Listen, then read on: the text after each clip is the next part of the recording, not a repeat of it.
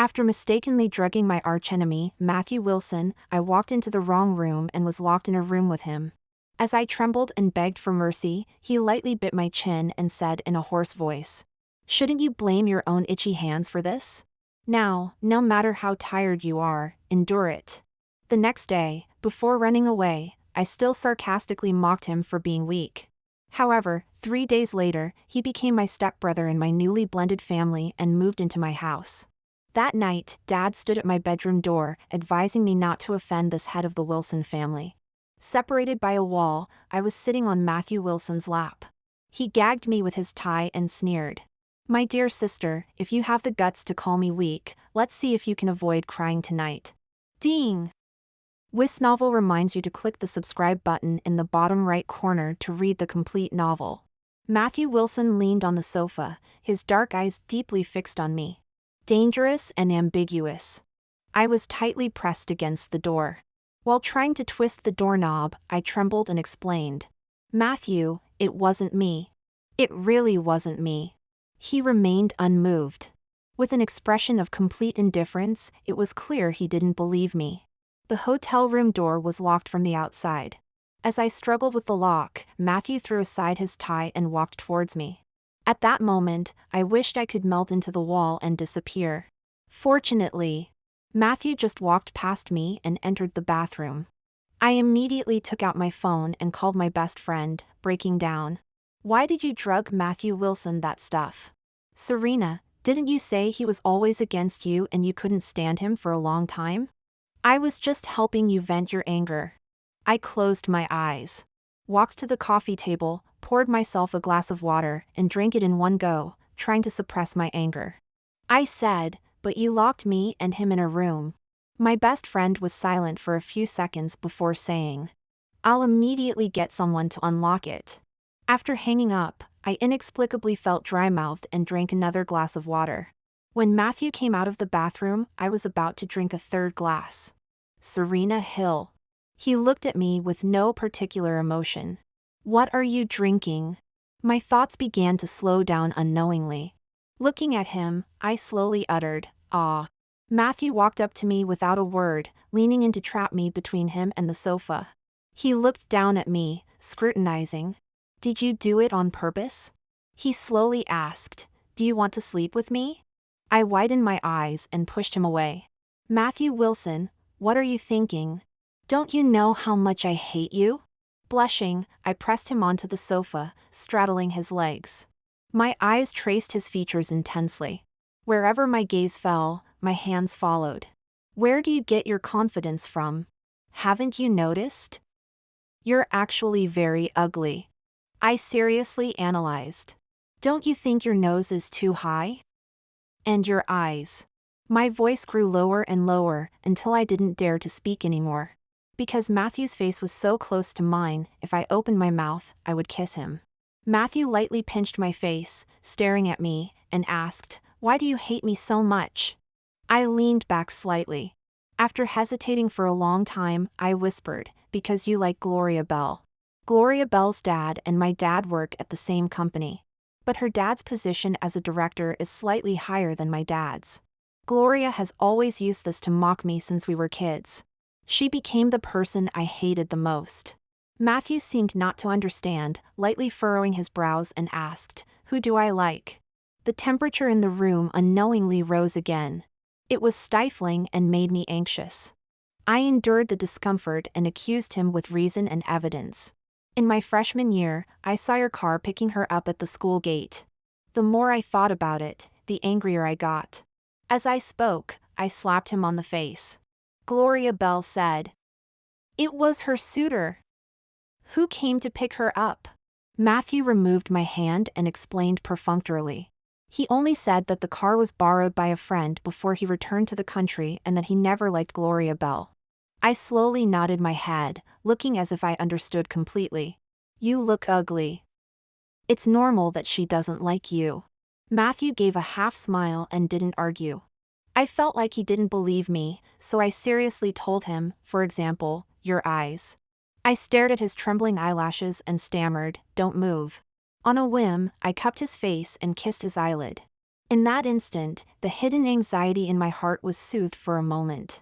I softened my voice and negotiated with him. I'll stop after one kiss, okay? Matthew's Adam's apple bobbed, and his gaze gradually darkened. Seeing this, I lowered my head and kissed his Adam's apple. Matthew closed his eyes and leaned back on the sofa. He let out a low, muffled hum. Serena. I stopped studying his Adam's apple and looked up at him. Matthew's voice was hoarse. Who taught you to be so seductive? I felt completely dizzy and didn't understand what he was saying. The man sat up, took my hand, and placed it on the collar of his disheveled shirt. He started playing with the buttons on his shirt. Wherever it moves, you kiss, right? I touched my flushed ears and nodded. Matthew, whom I had just ridiculed, rubbed his nose against mine. He coaxed gently, "What if my lips move?" I leaned in and gave a light peck. My voice was as sweet as melting gummy bears, with a hint of sweetness. I have to kiss it too. Every time Matthew spoke softly, I kissed him like a little chick pecking at grains. Until Matthew received a phone call. "Mr. Wilson, I'm already downstairs at the hotel. I'll come up right away to unlock the door and bring you the antidote." Hearing the words "unlock the door," I felt a bit resistant. I looked at Matthew with hazy eyes. Does this mean I can't kiss anymore? He pressed the mute button, casually rubbing my chin. "If you kiss me, will you take responsibility?" I stared at his lips, which were as tempting as chilled jelly, and nodded firmly. "I'll take responsibility." Matthew unmuted the call and instructed, "Don't come up." "But why?" "Mr. Wilson?" He picked me up in his arms, his voice low and husky. "I have the antidote." He then hung up the phone. Matthew said he only drank half a cup. I couldn't figure out why. After drinking 2 cups, the effect wore off for me in an hour. But he still seemed completely unaffected, facing my attempts to play dead or beg for mercy. He ignored me and even took the time to mock me with a cold laugh. "Isn't this your own fault for being careless? Now, no matter how tired you are, endure it." No matter how I explained that it wasn't my doing, he didn't believe me. The next day. Unfortunately, it might have been too much. I blacked out after waking up. I only remember drinking 2 glasses of water, then feeling fuzzy all over, and being carried into the bedroom by Matthew. I turned my head and looked at Matthew, who was holding me in his arms and still fast asleep. Quickly, I concluded. This bastard must have tricked me, using me as some kind of antidote tool. Just then, Matthew suddenly woke up. Our eyes met, and he pulled me tighter, his chin pressing against my neck. His voice was tinged with weariness. "Sorry about last night." I could already guess the second half of the sentence would be something like "it was just an accident." "It's okay." I interrupted him calmly. Sitting up, I replied indifferently. "I don't care, Matthew Wilson." He was stunned for a second, then stared at me expressionlessly. His tone was cold. "What do you mean?" Thinking of him still pursuing Gloria Bell, I felt a surge of inexplicable sadness. I took a deep breath, barely maintaining my composure. Picking up my clothes swiftly, I said calmly, "I mean, once we walk out of this room, let's forget about last night. I really don't want to have anything to do with you." Matthew sat up, watching me without blinking, the blanket draped over his waist. "Serena Hill. Are you playing me?" I was focused on getting dressed and didn't really listen to what he said. But before leaving, I didn't forget to mock him lightly. "Mr. Wilson, you're so weak, remember to tell your future girlfriend to keep her mouth shut about this, so it doesn't become a laughingstock in the circle." I timed it perfectly. As soon as I finished speaking, I slammed the door shut, giving him no chance to retort or even counterattack me. At the hotel entrance, I ran into Gloria Bell and her friends. "Isn't that Serena Hill?" "Coming out of the hotel early in the morning, how indecent of you." I felt a bit guilty, thinking of sneaking away. But her words were so harsh. It made me laugh angrily, so I raised my voice deliberately to ask her. "Gloria Bell, what did you say? Are you saying everyone staying at this hotel is indecent?" Instantly, everyone in the hotel lobby turned their eyes towards us. Like dense needles pricking Gloria. In a fit of rage, she stepped forward and pushed me. Serena, are you crazy? I stumbled backward unexpectedly, hitting the glass door on one side of the hotel. My left foot twisted as I lost my balance. Ah! I gasped in pain. Before I could fight back, Gloria's attention was diverted by the sound of footsteps behind me. Her friends were exclaiming repeatedly, "Gloria, do you know this handsome guy? He seems to be coming straight for you." Gloria shrugged, maintaining her princess-like demeanor. "He's been chasing me for a long time. I've been considering whether to accept him recently." The footsteps behind me grew closer. I endured the pain in my foot, holding onto the door and hurriedly leaving. I didn't dare to look back once. But their conversation still lingered in my ears. "Hey, handsome guy, I have a question, don't be offended. You look disheveled, just like that woman we were arguing with just now." Matthew's voice was too low for me to hear clearly. Then the woman's voice again. "Oh, no wonder, working all night, it's normal not to have time to tidy up." "It's normal." I blinked my dry eyes, forcing a faint smile. Glad that I had just taken the initiative to draw a clear line with Matthew. Obviously. He didn't want to have anything to do with me either. After that day, Matthew called me. Instinctively, I avoided him, directly hanging up and blocking his number. Just in case, I even changed my phone number immediately. But 3 days later, I still couldn't avoid seeing him. And it was at my house. Dad's new wife, Mary, moved in with us. And with her, came Matthew. Mary gently patted my hand and introduced Matthew to me. "Serena, I haven't mentioned this before, but this is my son, Matthew Wilson. Just call him Matthew. He just returned to the country, and his house isn't fully renovated yet." "Serena, do you think he could stay here for a while?" I really wanted to say, "He's so rich, can't he rent an apartment?" But facing Mary's gentle and pleading eyes, my refusal got stuck in my throat. It turned into, "Mary, it's no problem." I lowered my head, not daring to look at Matthew. My tone sounded very stiff. "Ma, Matthew, don't be a stranger." Matthew let out an ambiguous chuckle. He didn't respond. Matthew was calm and composed all day, as if he had already forgotten what happened 3 days ago. Until dinner, when Dad suddenly asked me, "Serena, do you have time tomorrow? Mr. Hart's son is the same age as you and is also a junior in college. He's seen your photo and wants to meet you. What do you think?" A very straightforward matchmaking setup by the elders. I poked at the food in my bowl, struggling to find an answer. Suddenly, Matthew spoke up, "She doesn't have time." Then, he slowly explained to the 2 elders. "She asked me to help her revise her thesis tonight." He slowly lifted his eyes, his gaze falling directly on my face. "Most likely, it'll be an all-nighter." Dad didn't think much of it. He nodded, "All right, then we'll schedule another time." I was so shocked that my chopsticks fell onto the table. Dad looked at me and asked, "What's wrong, Serena?" Matthew looked completely at ease. Under Dad and Mary's gradually suspicious gazes, I nodded and replied word by word. "Matthew is right." I waited until 11 p.m., but Matthew still didn't come. I couldn't help but breathe a sigh of relief and took my nightgown to the bathroom. When I came out of the bathroom with my hair dried, there was a knock on the door. It was the person I least wanted to see. I opened the door a crack and politely smiled at Matthew. "It's too late tonight. We can revise the paper tomorrow." He chuckled lightly, not bothering to lower his voice. "Serena, stop pretending. Either let me in, or we'll settle this right here. I don't mind letting them know that I have slept with you." I looked up abruptly, staring in disbelief at this man who was turning the tables on me. Dad's room was also on the 2nd floor, and not far away. I heard the sound of his door handle turning. Without further hesitation, I opened the door and pulled Matthew inside. The next second, Dad's familiar footsteps approached. Matthew's eyes held a faint anger. He lifted me onto the desk with one hand and leaned in to kiss me. MMM. It was a highly aggressive kiss, leaving me with almost no room to breathe.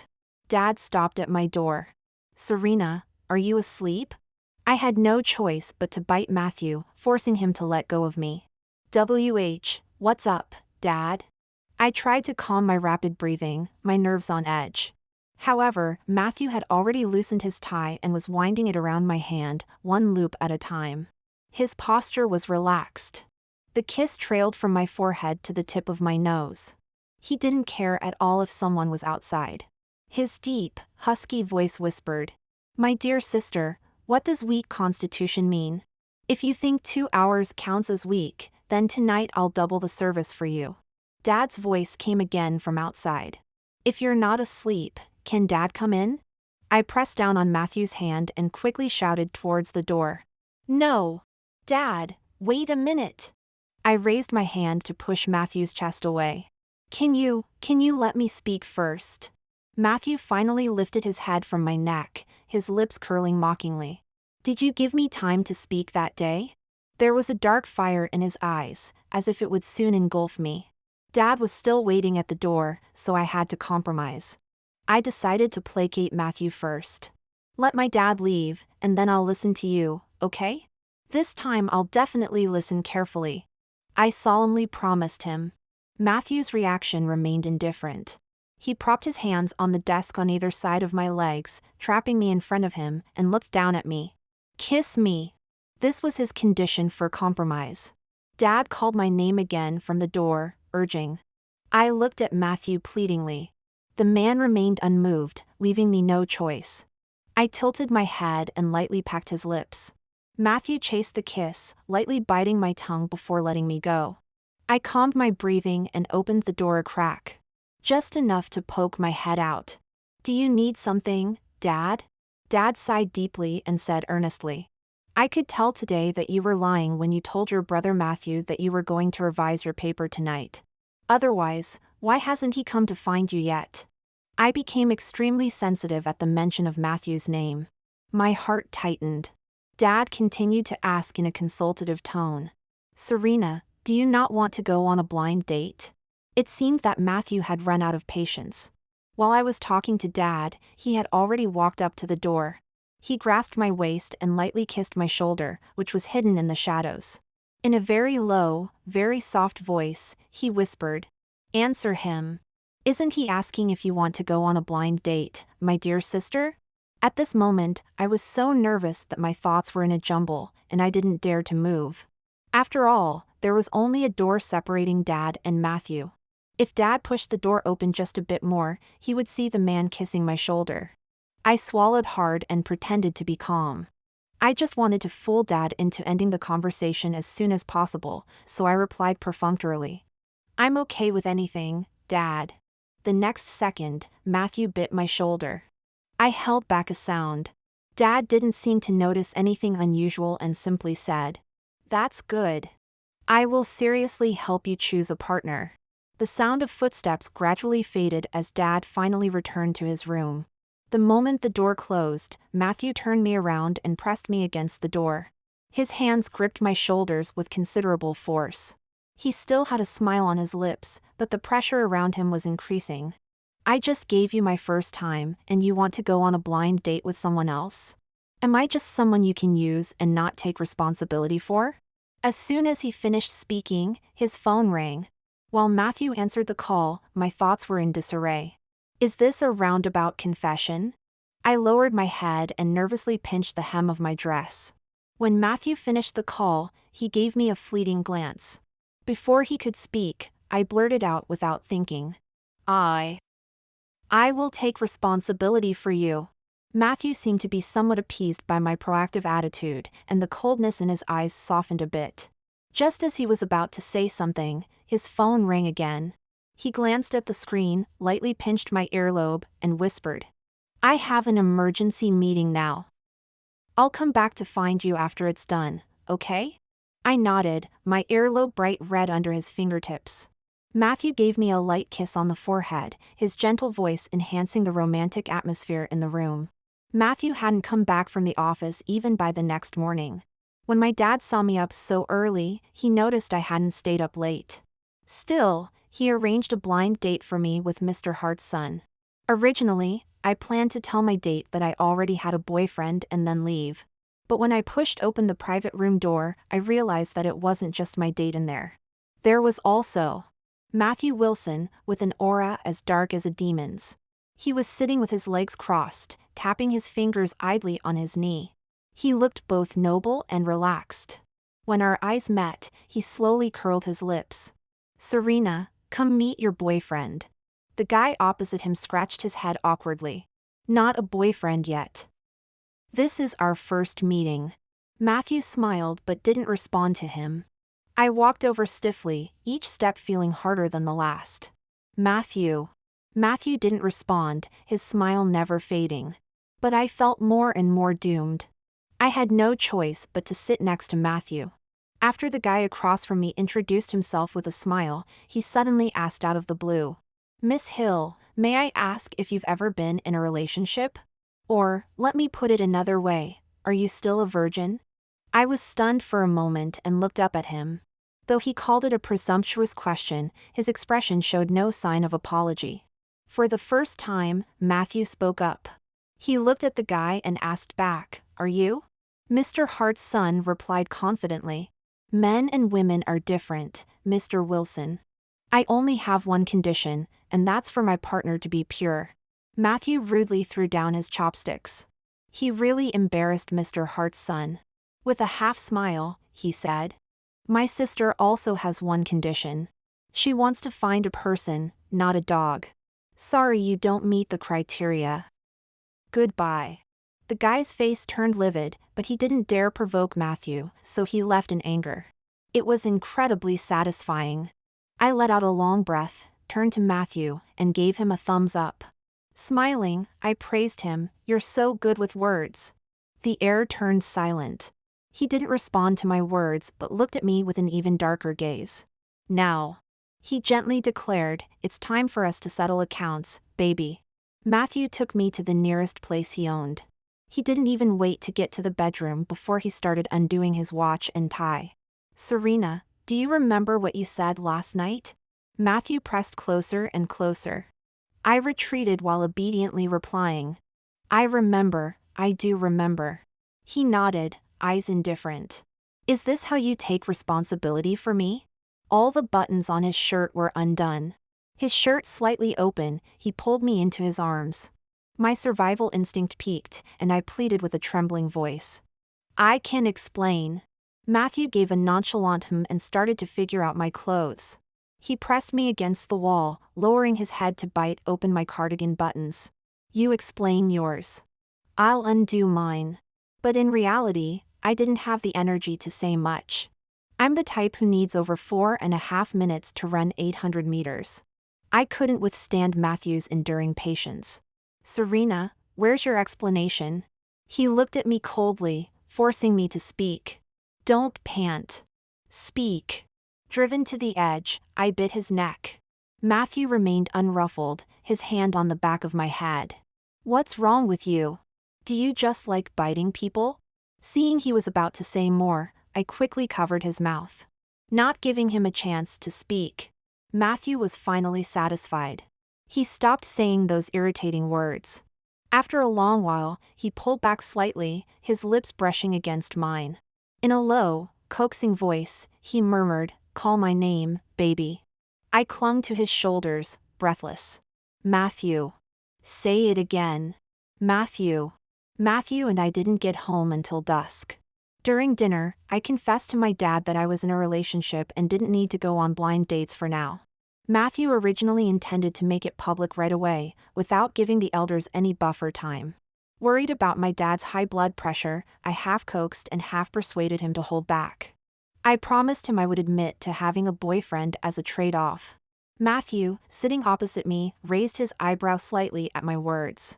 It was a sign that he was very pleased with what I said. The secret of being with Matthew secretly was something I finally couldn't hold back one day. I secretly told my best friend. She was so shocked that she sent an entire screen full of question marks. Then she immediately called me. "Are you crazy, Serena? Aren't you the one who hates Gloria the most? Why would you pick up a man she didn't want?" I was stunned. It was only after her reminder that I remembered Matthew had pursued Gloria before. Probably because I hadn't heard any news about Gloria for so long, I had forgotten about it. I explained to my best friend. But he's really good to me now, I can feel that he really likes me. Gloria should be a thing of the past. My best friend, ever the realist, sneered. You have no idea about the power of a first love. To Matthew, Gloria is the unattainable first love. If one day you and Gloria were hanging off a cliff at the same time, do you know what he would do? I asked, what would he do?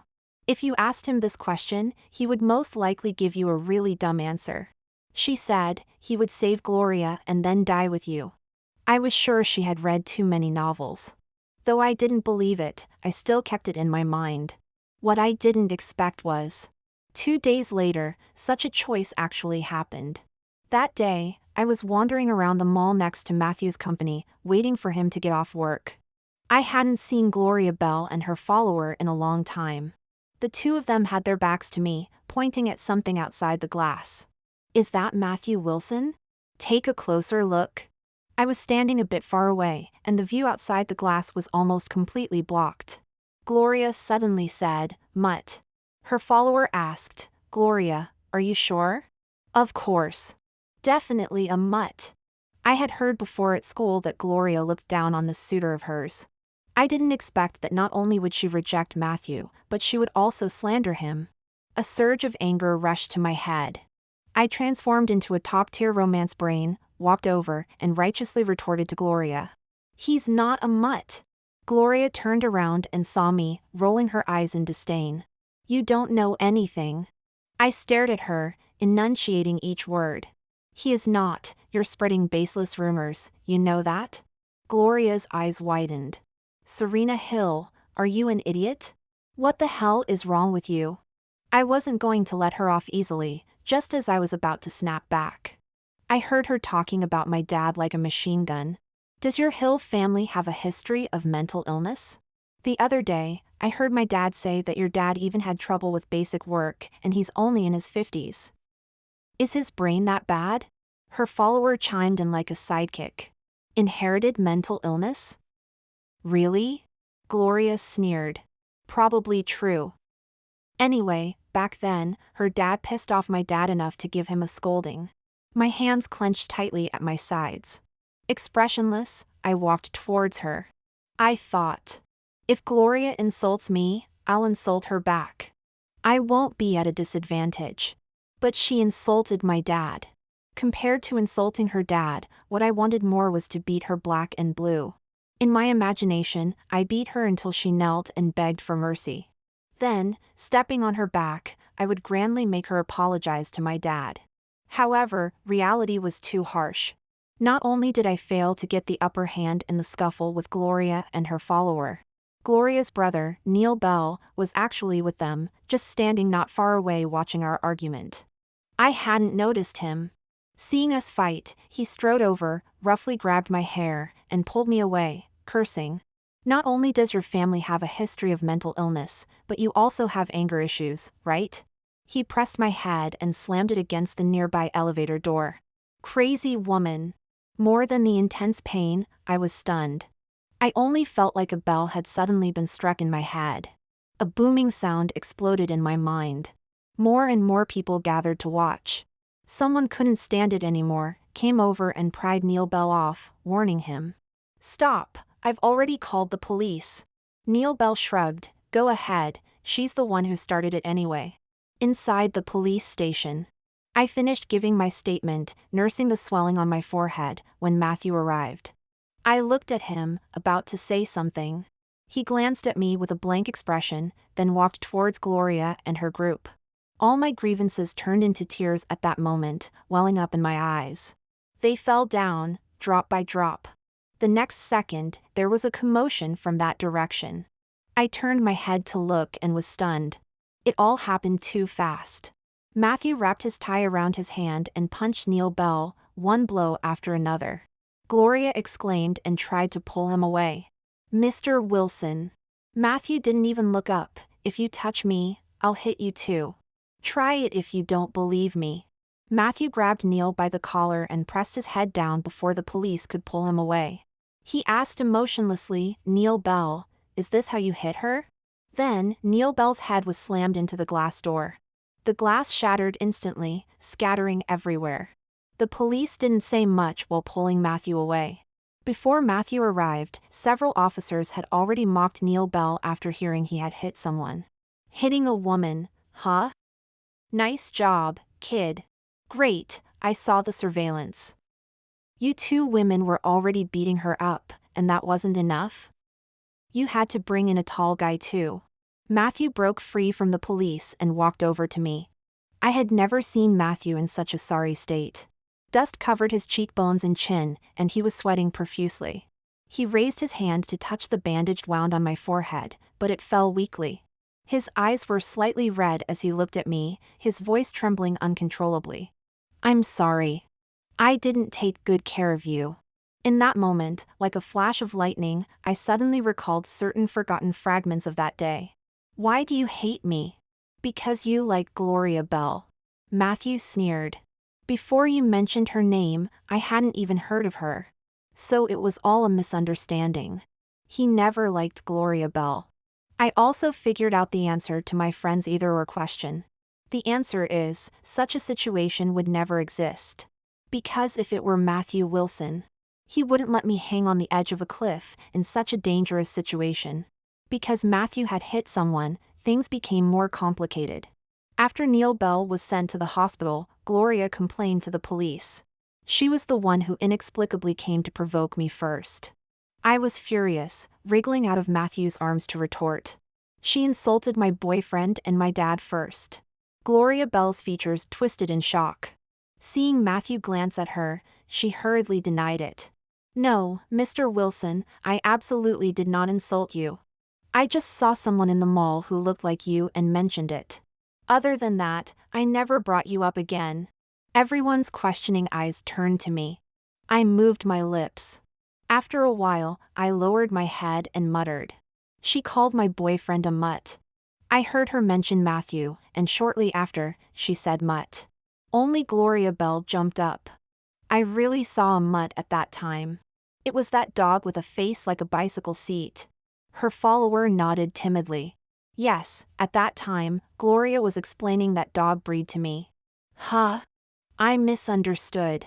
In the end, Gloria offered to reconcile, which allowed us to leave the police station.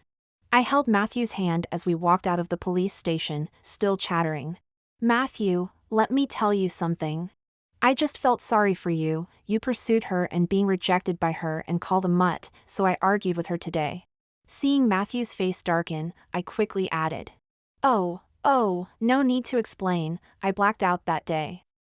I just remembered, it was a misunderstanding. Matthew played with my palm, his tone indifferent. So what did you say at the time? Eager to prove myself, I straightened up and spoke with confidence. I immediately retorted. There's no way you're a mutt. I accidentally raised my voice, and a few clear coughs came from behind. I turned around to see Gloria and a few police officers pretending to look nonchalant. I bowed my head and awkwardly explained. I mean you are smart and strong. Matthew nodded. Meaning the other parts are not so good. I shook his hand, hopping and humming a song. I didn't realize what he meant. I didn't expect him to remember that sentence for a week.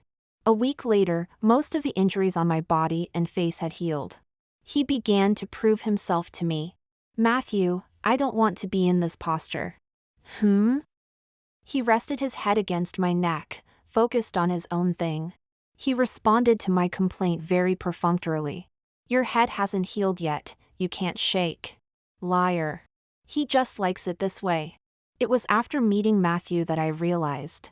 People who usually appear cold and aloof can be quite passionate inside. He has countless quirky habits.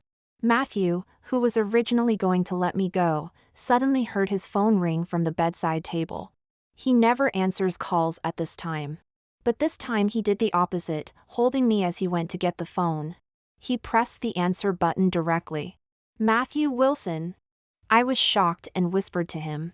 He turned his head and kissed me, then threw out a word to the other side of the line. Speak. Then he pressed the speakerphone button and tossed the phone aside. Mr. Wilson, it's me, Gloria Bell. A few days ago, I heard Serena at the police station entrance say that you used to pursue me. I didn't notice. If I unintentionally hurt you, I'm very sorry. Matthew pinched my chin, lifting me from his embrace. He looked at me coolly. The trouble you caused. I covered his mouth tightly, warning him in broken sentences to lower his voice. Gloria was lost in her own world, talking to herself.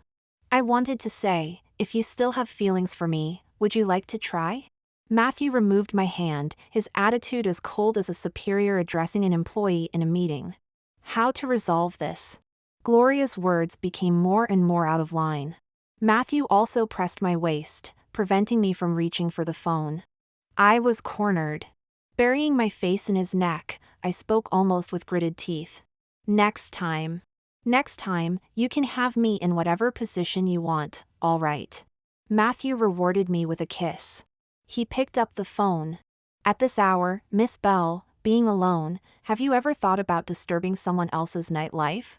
He scolded with the most gentlemanly yet unkind tone while doing the most indecent things. Matthew's revenge against the Bell family did not end with the incident at the police station that day. I heard that Neil Bell was inexplicably beaten up again in the hospital and sent to the emergency room, and then Gloria's father also ran into trouble. Someone in the industry reported him for accepting bribes under their real name. The board of directors easily found evidence and quickly sent him to prison. When I saw this news, it was already the next morning. Dad happened to call. He was overjoyed to share the news with me. That guy Bell is finally down. I heard it was Matthew's assistant who provided the evidence. Really, that kid Matthew, despite being in the business world for so many years, still has a strong sense of justice. Serena, if you see your brother, make sure to ask him to come home for dinner when he has time. Dad will cook for him personally. Just as I was about to respond, the man sleeping beside me woke up at some point. His voice was lazy and unrestrained. Awake so early? He half closed his eyes and pulled me back into his arms. Stay with me for a while longer. The action of holding my phone completely petrified me. On the other end of the line, there was only silence and the mournful sound of the wind. We're doomed. Under the scorching sun, Matthew and I stood at the door of my house. I felt as cold as a corpse. Before entering, I looked at him with a heart full of despair. I think my dad will kill both of us. He probably hadn't fully woken up and was in a particularly confused state. He smiled and started talking nonsense. Sounds romantic, dying on the same day, same month, and same year with you. He's crazy. I pushed open the door. Sure enough, I saw my dad sitting on the sofa with a gloomy expression, looking like a storm was brewing. He pointed at us with his finger. Just as he was about to start scolding, his phone rang. Dad answered. I don't know what the other side said, but his expression went from blank to shocked, and finally, he stood up in surprise. I'm replacing old Bell? Is this appropriate? Oh, if there's really no one else, I can fill in for now. Dad couldn't suppress his smile, full of joy but pretending to be regretful. How could old Bell be so foolish, sentenced to 5 years? How will he fit in the industry after coming out? Ha ha ha, cough cough. He couldn't hold back his laughter and quickly pretended to cough to cover it up. After hanging up the phone, I didn't give him a chance to speak. I immediately ran over and hugged his arm. Wow. Dad, you're amazing. Did you get a promotion? He didn't buy my flattery at all and pulled his arm back. Returning to a serious expression, he looked at Matthew. Don't think that just because you took down old Bell and pushed me up, I won't hold you accountable. Do you think I'm selling my daughter? Matthew remained humble. The board recognized your ability to take this position. I just went along with it. Dad couldn't suppress the corners of his mouth from lifting again. Seeing this, I immediately cheered and started praising him. Dad, you're so capable. You're the best dad in the world. Get lost. He blushed and shooed me away. The spearhead once again pointed at Matthew. Coincidentally, he was interrupted again just before he could speak. Mary, holding a hydrating spray, glanced at Dad. Let the kids be together if they want to. Dad was like a firecracker, but only exploded on himself, not affecting others. They are siblings, Matthew calmly explained. Mr. Hill, we are step-siblings, not blood-related. It won't have any impact. Seeing Dad not speaking, Mary slammed the spray bottle on the table, clearly angry. With a fake smile, she sarcastically said, "Look at you acting like it's a big enemy. If you're really afraid of gossip after they get married, I'll divorce you and let them be together." She said this and started to get up to get the marriage certificate. Dad, flustered, grabbed her. "What nonsense are you talking about?" He didn't even want to look at us, waving his hand in disgust. Go, don't stay in front of me and be an eyesore." Mary winked at me. This was considered an indirect agreement. Before leaving, I took advantage while Dad wasn't paying attention, held his face, and kissed his shiny bald head. I love Dad the most. Humph. The transition from cloudy to sunny on his face couldn't be hidden. A few days later, Dad called Matthew home for a drink. He didn't let Mary and me join. It was just a heart-to-heart between the two of them. When Matthew came back, he was already a bit unsteady. He held my face, lowered his head, and pretended to kiss me. But just before touching, he stopped and slightly tugged his lips. His deep voice was sexy and lingering. The smell of alcohol isn't pleasant.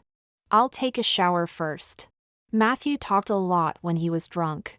With the fresh scent of a shower, he held me on the balcony lounge chair and kissed me. I love you. He let go of me and said softly, "Your dad said he is the person who loves you the most in the world." I bit my lip, which he had kissed red, and nodded. Yes. Matthew looked at me. So do I. His eyes were dim with a bit of loneliness. But you hated me at first. I went to your school countless times to run into you, but you ignored me when I tried to talk to you. When you got injured, you would rather wait for your senior to take you to the hospital than let me carry you. I stared at him, my mouth slightly open in shock. I always thought Matthew was asking about Gloria Bell. That time I got injured. I thought he was the perpetrator, helping Gloria to bully me. Matthew recounted his grievances. You slept with me but didn't take responsibility. I clearly confirmed with you multiple times that you had to be responsible for me before I let you sleep with me. In the morning, I was cautiously trying to apologize for not being restrained last night, but you left without listening to me finish. I suspected he was about to cry. He moved his lips. You just left me alone in the hotel. No, the more I listened, the more I felt like the bad guy. All right, I was wrong. I'll make it up to you. Matthew lowered his eyes, hiding his emotions. Tonight on the balcony, okay? I instinctively wanted to refuse. But Matthew looked so pitiful. I clenched my dress, forcing myself to say the word okay. An hour later.